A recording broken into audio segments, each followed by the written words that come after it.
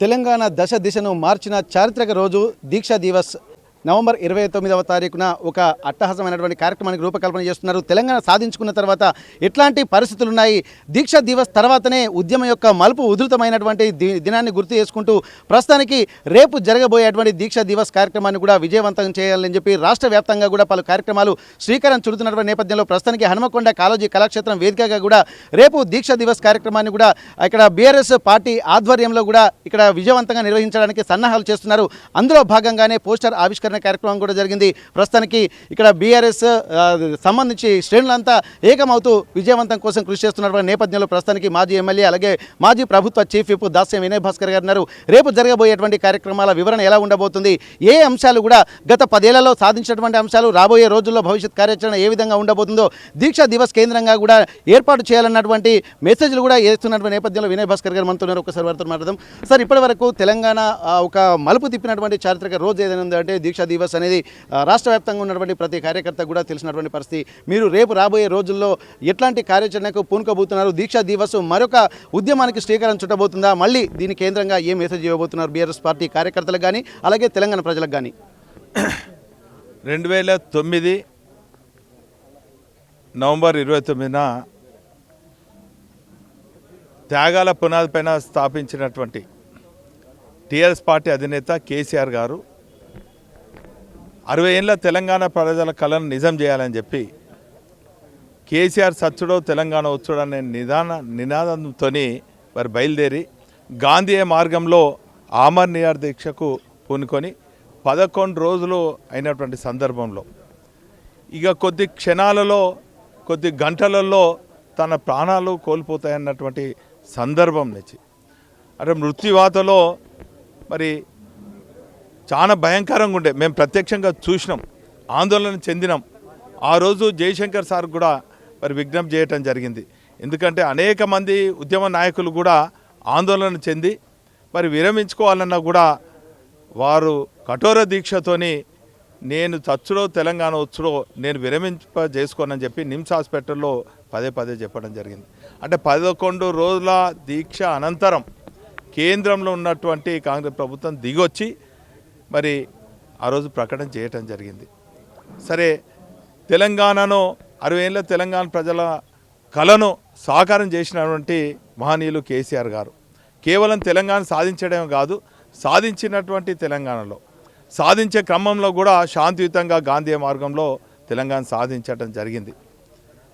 సాధించినటువంటి తెలంగాణలో భారత రాజ్యాంగ నిర్మాత అయినటువంటి బాబాసాహెబ్ అంబేద్కర్ గారి ఆలోచన విధానంతో భారత రాజ్యాంగంలో పొందుపరిచినటువంటి 2 ప్రాథమిక హక్కులైన విద్యా వైద్యం పైన కూడా ప్రత్యేక శ్రద్ధ పెట్టి మరి దేశంలోనే ఒక ఆదర్శంగా రాష్ట్రంగా 10 ఏళ్ల పాటు మరి తీర్చిదిద్దిన ఘనత కేసీఆర్ గారికి దక్కింది.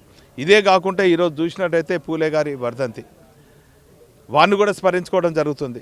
పూలే గారి ఆలోచన విధానాన్ని కూడా అంటే సమాజంలో ఉన్నటువంటి పేద బడుగు బలహీన వర్గాల అభ్యున్నతి కోసం మత్స్యకారులకు మరి చేపలు అయితేనేమి, మరి చెరువుల పునరుద్ధరణ అయితేనేమి, మరి చెరువు చుట్టూ ఉన్నటువంటి మరి ఈత వనం అనుకోండి, తాటి వనంను అభివృద్ధి చేసి గౌడ కులస్తులకు మరి అనేక పథకాలు, మరి అదేవిధంగా పద్మశాలీలకు నూలు వస్త్రాలు మరి సబ్సిడీ మీద ఇవ్వటం, రంగులు కూడా సబ్సిడీ మీద ఇవ్వటం. అంటే ఈ తీరుగా చూసినట్టయితే ఈ 10 ఏళ్ల కాలం పాటు కేసీఆర్ గారి పాలనలో అన్ని కుల వృత్తులు కూడా బ్రహ్మాండంగా ఇప్పుడున్నటువంటి పోటీ ప్రపంచం కూడా ధీటుగా ఉండే విధంగా అనేక పథకాలను రచించినటువంటి ఘనత కేసీఆర్ గారికి దక్కింది.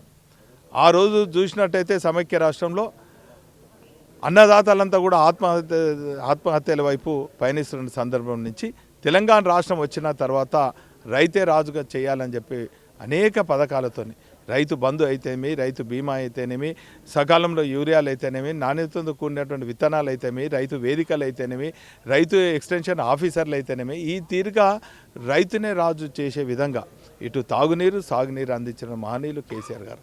కాబట్టి ఆ దీక్ష ద్వారా మరి తెలంగాణ వచ్చింది. తెలంగాణను కూడా బంగారు తెలంగాణ పయనం వైపు నడిపించిన ఘనత కేసీఆర్ గారికి. కాబట్టి ఇప్పుడున్నటువంటి తరానికి ఆ త్యాగాలు తెలియజేయాలన్న ఉద్దేశంతో ఇప్పుడున్నటువంటి తరానికి మరొక్కసారి ఆ తెలంగాణ, ఆ బంగారు తెలంగాణ రావాలని ఏదైతే ఆకాంక్షిస్తున్నారో వాళ్ళందరికీ కూడా ఈ 11 రోజుల పాటు ఈ దీక్షా దివస్ సందర్భంగా మరి రేపు మా హన్మకొండ జిల్లా పక్షాన కాలేజీ సెంటర్లు అంటే ప్రతి ఏటా కూడా మేము నిర్వహిస్తున్నాం. 2010 నుంచి ప్రతి ఏటా కూడా దీక్షా దివస్ 11 రోజుల పాటు నిర్వహిస్తాం. అందులో భాగంగా రేపు ఈ కార్యక్రమానికి గౌరవ కౌన్సిల్ ప్రతిపక్ష నేత మసూద్ చారి గారితో పాటు మరి ఆ రోజు మాజీ రాజ్యసభ సభ్యులు కేసీఆర్ గారితో జైల్లో ఉన్నటువంటి పెద్దలు మరి కెప్టెన్ లక్ష్మీకాంతారావు గారు కూడా ఈ కార్యక్రమం రాబోతున్నారు. ఈ తీరుగా రోజొక కార్యక్రమం. ఆ రోజు ఉద్యమంలో ప్రత్యక్షంగా పరోక్షంగా పాల్గొన్నటువంటి మా ఉద్యమ సహచరులతో పాటు అమరవీరుల కుటుంబాలను మరి ఉద్యోగస్తులను పత్రికా విలేకరులను ఈ తీరుగా అన్ని సబండ వర్గాలను 11 రోజుల పాటు కలిసి మరి మరొక్కసారి మరి 2 ఏళ్ల నుంచి మరి దగాబడ్డటువంటి తెలంగాణ ఈ అన్ని వర్గాలను మోసం చేస్తున్నటువంటి కాంగ్రెస్ ప్రభుత్వాన్ని మరి ఆ మొద్దు నిద్ర నుంచి మేల్కొల్పే విధంగా శాంతియుతంగా ఈ దీక్ష తోడ్పడుతుందని చెప్పి ఈ దీక్ష దివస్ మరి 11 రోజుల పాటు నిర్వహిస్తామని సందర్భంగా తెలియస్తుంది. ఓకే, 14 ఏళ్ళు ఉద్యమం చేసి తెలంగాణను సాధించుకున్నారు. 16 ఏళ్ళు ఇప్పుడు దీక్ష దివస్ పూర్తయి 16 ఏళ్ళు అవుతుంది. రేపు రాబోయేటువంటి దీక్ష దివస్ సందర్భంగా రేపు భవిష్యత్ కార్యాచరణ మీరేమైనా ప్రకటించబోతున్నారు? ఎందుకంటే ఒక ఉద్యమ పార్టీగా ఉండి ఒక రాజకీయ పార్టీగా ఉండి ఆ తర్వాత భవిష్యత్ తరాలకు కూడా తెలంగాణ అస్తిత్వము తెలంగాణ గొప్పతనాన్ని కూడా అన్ని వర్గాలకు వెళ్లే విధంగా ఒక ప్రణాళికల రూపకల్పన చేస్తున్న నేపథ్యంలో ప్రస్తుతానికి మరొక కొత్త కార్యాచరణకి ఏమైనా పూనుకునేటువంటి అవకాశం ఈ దీక్షా దివస్ సందర్భంగా ప్రకటించే అవకాశం ఉందా? అంటే కొత్త కార్యాచరణ ఏం లేదంటే 11 రోజుల పాటు 12 ఇక్కడ దాదాపు ఇక్కడ ఏంటంటే 2 ఏళ్ళు కాంగ్రెస్ ప్రభుత్వం వచ్చిన తర్వాత మీ అనుకున్నటువంటి లక్ష్యాలు ఎంతవరకు వచ్చినాయి, రాబోయే రోజులలో వాటిని కూడా ఇంకా ముందుకు తీసుకెళ్లేటువంటి ప్రయత్నాలు ఇంకేమైనా చేస్తున్నారా ప్రతిపక్షాల నుండి కూడా?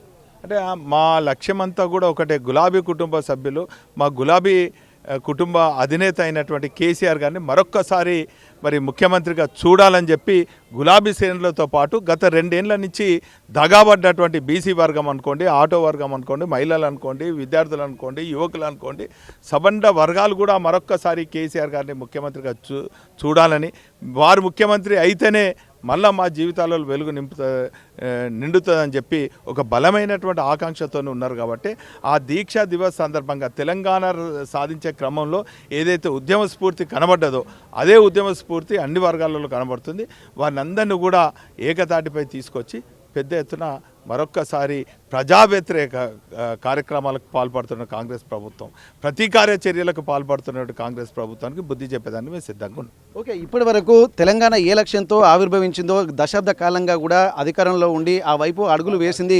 రాబోయే రోజుల్లో కూడా ఇక్కడ ఇప్పటి వరకు మరొక 11 రోజుల పాటు అంటే రేపటి నుండి 11 రోజుల పాటు దీక్ష దివస్ సందర్భంగా ప్రతిరోజు ఒక్కొక్క కార్యక్రమానికి కూడా రూపకల్పన చేస్తామని చెప్పి అంటున్నారు. ఈ కార్యక్రమాలన్నీ దృష్టిలో పెట్టుకొని కూడా రేపు రాబోయే రోజుల్లో కూడా అంటే ఇప్పటి వరకు అన్ని సబ్బండ వర్గాలందరూ కూడా తెలంగాణ కోసం ఎంత కృషి చేసినటువంటి పరిస్థితులు ఉన్నాయో మళ్ళీ ఒకసారి కేసీఆర్ గారిని ముఖ్యమంత్రిగా చూసేటువంటి లక్ష్యం మీద కూడా పనిచేస్తామని చెప్పి అంటున్నారు. ఆ దిశగా కూడా అడుగులు పడుతున్నాయి. రేపు దీక్షా దివస్ నుండి మరొక కొత్త ఉత్సాహంతో కార్యకర్తల్లో మనోభీష్టాన్ని వాళ్ళ ధైర్యాన్ని నింపేటువంటి ప్రయత్నం కూడా చేసేటువంటి కార్యక్రమాలకు రూపకల్పన జరగబోతున్నటువంటి పరిస్థితి. అసలైన తొలి వెలుగు. ఫాలో వాట్సాప్ @తొలి వెలుగు official.